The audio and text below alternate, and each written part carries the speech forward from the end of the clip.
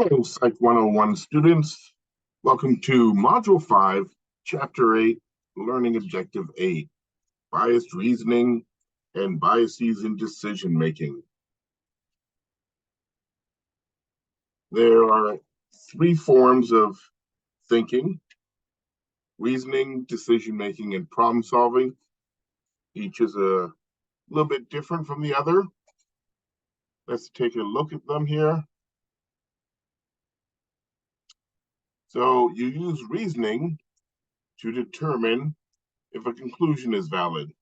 In the 2016 presidential campaign, candidate Jeb Bush stated that psychology majors needed to realize they're going to be working at Chick-fil-A. To show this statement was not valid, many people provided evidence. They posted their signs showing what they do with their psychology degrees. So, reasoning to determine if a conclusion is valid. Use decision making to select between options. People often have to choose between foods that maximize pleasure and those that are better for their health. And finally, use problem solving to overcome obstacles. For example, how did this man solve the problem of getting out of the corner he painted himself into? Who knows? Okay. So reasoning, decision making, problem solving, each one a little bit different from the other. So let's take a look more closely at them. Reasoning is using information to determine if a conclusion is valid or reasonable.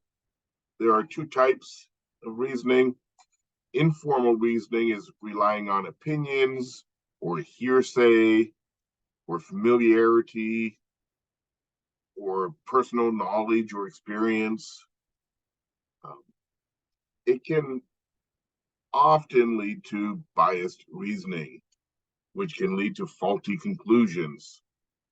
On the other hand, formal reasoning is relying on the standardized and objective principles and procedures of the scientific method in order to collect empirical evidence and to test whether hypotheses are valid. Let's take a little bit of a look at biased reasoning, which can lead to faulty conclusions. So first example is confirmation bias. And this is when people show a strong tendency to pay greater attention to evidence that supports their beliefs and ignore or downplay evidence that does not. I'm sure you probably are familiar with people that do this in person or online. Just to give you an example, imagine I had the belief that women drivers are bad drivers. I don't, but let's just say I did. What would happen is suppose I'm driving along and somebody cuts me off in traffic, and then I end up pulling up, to pass them at some point, and I see, oh, it's a woman driver. Well, if my belief is already that women drivers are bad drivers, I'm going to really take note of that and say, oh, I'm not surprised. It's a woman driver, that cut me off. Meanwhile, during the same day, maybe I get cut off a couple of times by male drivers, and I kind of look at them and it's a male driver. Like, I don't start thinking, oh, this goes against my belief. I mean, I basically don't really take note of the evidence, and I tend to ignore it. Meanwhile, I've probably also seen the same day, I've probably seen dozens of perfectly good women drivers, and I've ignored that evidence as well. But every time I see a woman driver make a mistake, it rings a bell in my mind, and I'm much more likely to remember that example. And this is confirmation bias.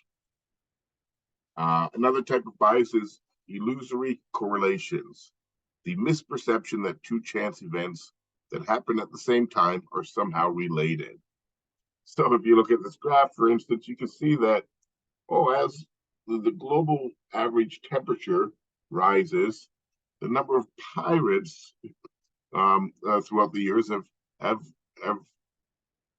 have actually dropped. Sorry, yeah, because the numbers are going down. So, this it may lead you to somehow try to relate these, and people do this. They see two things that, this graph seems to show a clear relation. So, maybe thank goodness for global warming because it's gotten rid of the pirates or something like that. And obviously, it is much more of just a chance event um, that happens to be related over the course of many years. Another bias is hindsight bias, also known as the knew it all along phenomena. It's the common tendency for people to perceive past events as having been more predictable than they really were. For example, after the horror of 9/11, many people said the CIA and the FBI should have foreseen the likelihood of the terror attacks. This belief clearly illustrates the hindsight bias. Okay, so those are some biases in reasoning. Now we're going to look at um, decision making, which is attempting to select the best alternative among several options. So, in in other words, I guess decision making is basically making a choice. You could use what's called an algorithm. An algorithm is a systematic set of procedures to follow when thinking and making a decision. When followed correctly, an algorithm is something that will always yield the correct result, but it can be time consuming. So suppose you're at a flea market or something, and you're selling marbles or gumballs out of this big glass jar. And someone comes up and asks you, how much for all of them? You're selling them like 10 cents a piece or something. And, they want to, they want to buy the whole jar of them.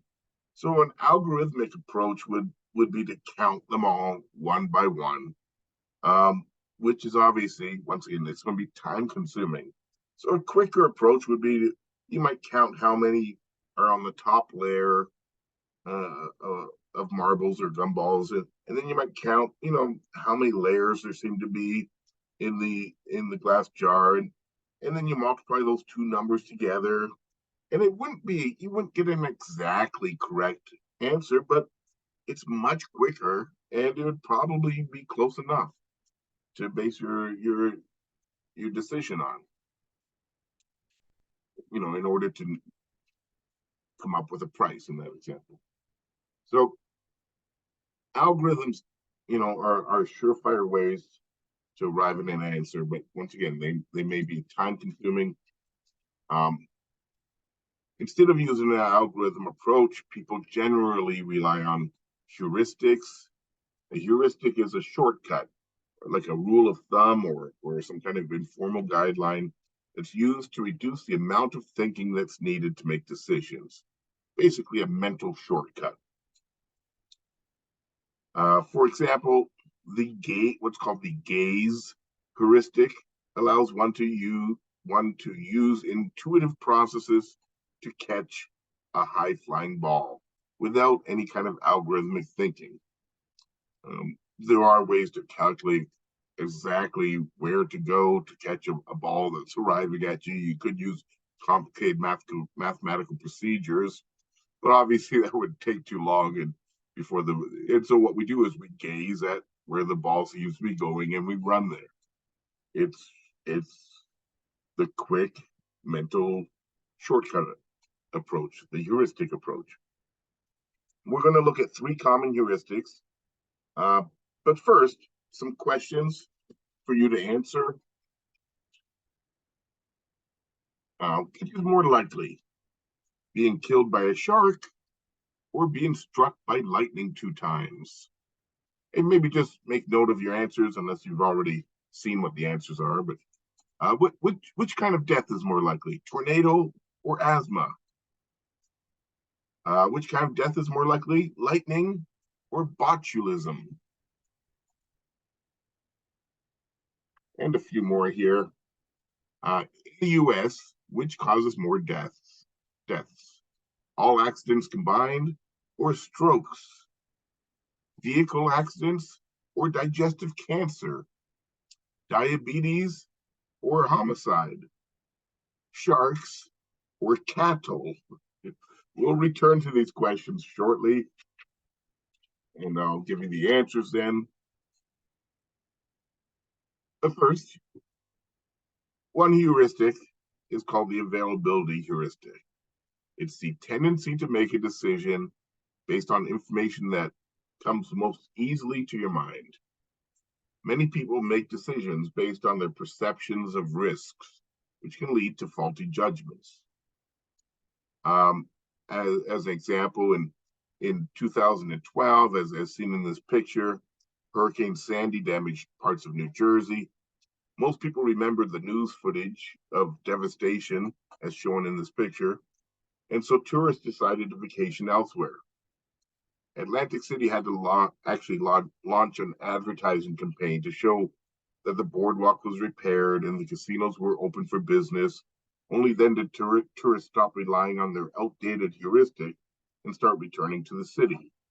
So until you had seen like these new advertisements saying, yeah, we're all good, you went with what most easily came to mind, which was your memory of the news footage. So even though it might have been years later, like that, if that's the last thing you can think of about New Jersey, or sorry, Atlantic City, if that's the last kind of image you have in your mind, that's what you would rely on, according to the availability heuristic. Here's an example stated here. Are there more words that begin with the letter R, or more words that have the letter R as the third letter? Maybe, if you wish, take a moment, think about it. Well, because it's much easier to generate words that start with R compared to generating words that have R as the third letter, those examples are more available in your mind, and they can lead to an incorrect decision. Here are some answers to the questions that we looked at. Which is more likely, being killed by a shark or being struck by lightning 2 times? It's being struck by lightning 2 times. Asthma is a more likely cause of death than a tornado. Botulism is a more likely cause of death than lightning. And words that have R as a third letter are more common than words that begin with R. In every case shown here, it's much easier to generate examples in your mind of the first thing listed compared to the second. Because it's easier to generate examples, we may believe that that is more likely. Using the availability heuristic would lead many people to the incorrect decision in these examples as well. In the US, which causes more deaths? Well, strokes cause twice as many deaths as all accidents combined. Digestive cancer causes 3 times more deaths than vehicle accidents. Diabetes causes 4 times more death than homicide. And cattle causes 20 times more death than sharks. Now, I've never seen or read about people dying from cattle, but I have seen many shark attacks in movies, and I've read about them in the news, because if there's a shark attack, it tends to make the news. And so it makes it seem like they're more likely than they really are, because you can bring these memories of images of shark attacks from movies you've seen, and you can recall, reading about the shark attack in the news. But because you haven't seen anyone die from cattle, or at least most of us haven't, it seems like that's much more unlikely, but it's way more likely. Shark attacks are so rare, it's unbelievable. It just seems like there's a lot more of them because they do tend to make the news. So another question.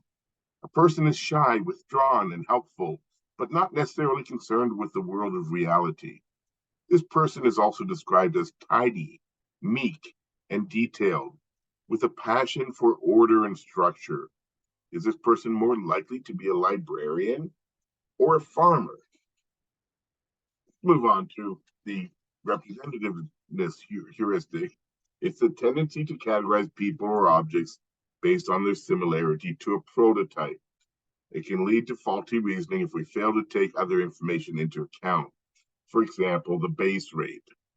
How many, meaning how many are there altogether?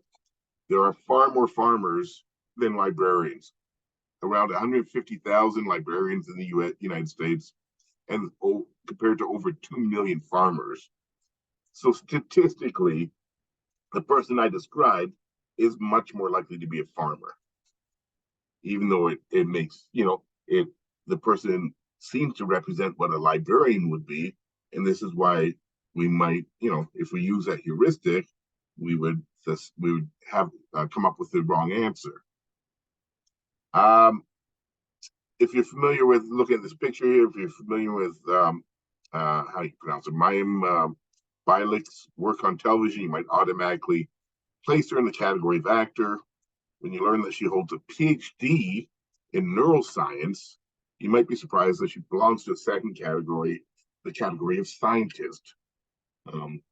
So once again, at first glance, she would seem to be more representative of an actor based on what we might know about her, but in fact, it turns out to be, not incorrect, but it turns out that she also is in another category that we probably never think of. And finally, we have the third heuristic we're looking at is the affective heuristic, the tendency to make decisions based on feelings and emotions. Unfortunately, people are poor at effective forecasting. That is predicting how they will feel about things in the future. Research shows that people overestimate how happy they will be following marriage or having children or their favorite sports team winning a title. People also overestimate how unhappy they will be following a breakup or a divorce or following the loss of a job or other setbacks like that. Because we're not good at it, this lack of accuracy in predicting our feelings can lead us to faulty decisions. Framing of information affects how we feel about the information. So how information is presented affects how that information is perceived, and it influences our decisions. So the framing of the gas price here makes it seem very desirable to pay in cash to get the discount. 5% discount available for cash. Suppose that there was another gas station and it had a sign up saying that you'll pay an extra 5 cents per gallon if you use a credit card to pay for the gas. It would mean exactly the same thing as this sign, but people would be much more likely to go to this gas station because of the framing of the information. So how information is framed affects how we feel about it and can affect our decisions. This is why, doctors usually present mortality rates for surgeries by listing the probability of survival instead of the probability of death. Because you feel much better about surgery if they say, well, there's a 90% survival rate for this operation. You go, well, that sounds like pretty good odds. But if the doctor had instead said, well, there's a 10% death rate, it would make you feel less sure of the procedure, because you would start concentrating on the chances of death rather than chances of survival. So framing is certainly used by people to present information in the best light possible to suit their needs. And that will finish learning objective 8.